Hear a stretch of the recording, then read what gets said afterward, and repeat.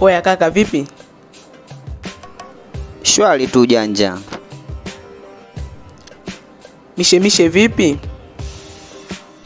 Kama kawa, niambie. Samahani, mimi naitwa Samili, wewe nani? Mimi naitwa Scott. Asante kwa kufahamiana.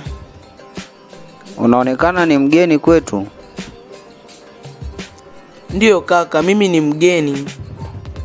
Umetokea wapi? Nimetokea Sumbawanga.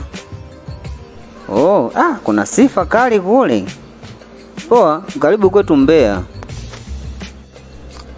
Asante sana kaka. Unaonekana hauna mwenyeji. Ninaye lakini hapatikani kaka. Kwenye simu au?